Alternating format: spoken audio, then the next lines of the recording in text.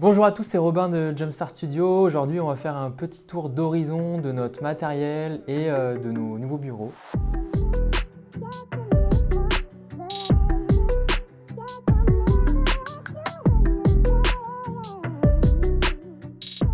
Il y a 6 mois, nous avons déménagé. On est passé de nos petits bureaux de 40 mètres carrés à une surface de 130 mètres carrés, donc beaucoup plus de place pour travailler, pour réfléchir et pour shooter. On a un petit espace de tournage où je suis présent. Pour 2024, on a renouvelé une grosse partie de notre matériel, déjà pour pouvoir livrer des productions de meilleure qualité à nos clients. Ça commence par le matériel image. On a changé nos boîtiers. On est resté sur une configuration légère parce qu'on a besoin d'être léger, réactif en général pour les tournages que l'on fait. On a changé de constructeur. On est passé de Panasonic à Sony, qui est une marque hyper polyvalente, qui nous permet d'être efficace rapidement, qui permet de livrer des superbes images. On est passé sur A7S3 et A7 IV. Il y a plusieurs avantages à ça. Déjà au niveau des objectifs, on peut les interchanger d'un boîtier à l'autre, ce qui n'était pas possible avant. On ne pouvait pas mettre un objectif Sony par exemple sur un boîtier Panasonic ou inversement. Ce qui est un petit peu compliqué, ça nous oblige à avoir beaucoup de matériel différent pour chaque boîtier. Là, on a notre A7S3, notre A7 IV. On va acheter un troisième boîtier courant 2024 et notre parc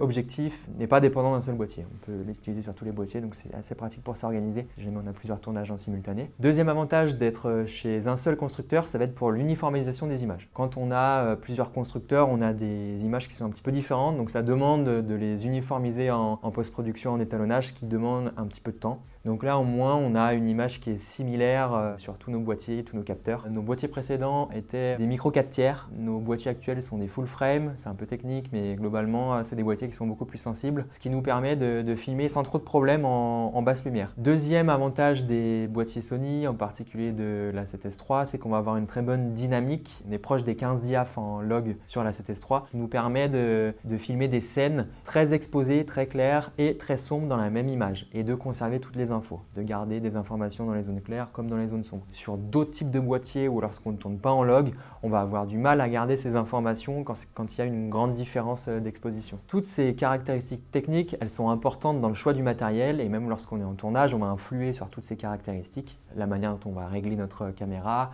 régler notre image, etc. Le client ne va pas forcément en avoir conscience, mais c'est des choses qui sont importantes pour pouvoir avoir une image de qualité. Concernant les objectifs, pour l'instant, on a fait le choix de travailler en zoom uniquement. C'est beaucoup plus polyvalent, on est plus efficace sur les tournages. On va probablement s'équiper de focale fixe un peu plus tard en 2024. La plupart de nos objectifs ouvrent à 2.8. On n'a pas non plus pris des zooms trop costauds, 15-200 ou je sais pas, qui ouvriraient beaucoup moins, 5.6, 6.3. On reste sur des, même si c'est des zooms, des objectifs de très bonne qualité. 2.8, on a de quoi se faire plaisir en termes de profondeur de champ et même dans des environnements sombres, ça nous aide pas mal quand même. Concernant le drone, on a le Mavic R2S qui est un bon drone, assez léger, facile à transporter, qui fait des images de qualité. Je suis pilote certifié et Anaïs va l'être courant janvier. Donc on sera 2 pilotes professionnels pour toutes les prestations. On vient de changer notre stabilisateur, on est passé sur le DJI RS3. Pourquoi on a fait ce changement du Ronin S qui était notre précédent au RS3? Le Ronin S permettait déjà de faire de très bons mouvements, ça va être surtout confort de travail,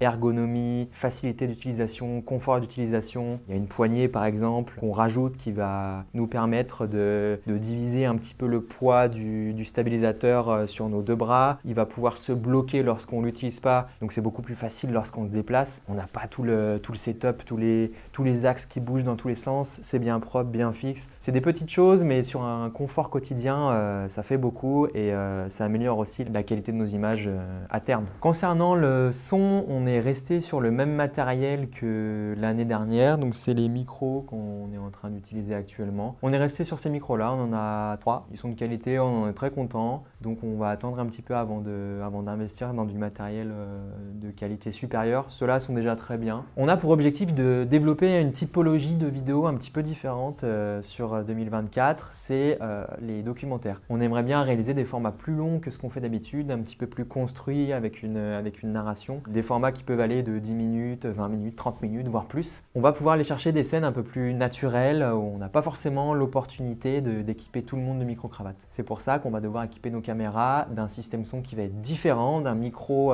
performant directement sur le boîtier, qui va focaliser sur des scènes précises. Actuellement, on est très satisfait de la qualité des micros qu'on utilise, ils nous conviennent totalement. Donc on verra si d'autres typologies de projets se développent, si on investit davantage dans le matériel son. On a acheté 3 nouveaux projecteurs de chez Nanlite, 2 60B et un 300B. Donc 2 petits projecteurs à l'intensité assez modérée et un plus gros qui permet d'envoyer une intensité bien plus importante. Donc ces 3 lumières nous permettent de travailler différentes configurations d'interview. Actuellement, on est en train d'utiliser une 60B qui est très bien pour des configurations de ce type-là. Une personne face cam en interview par exemple.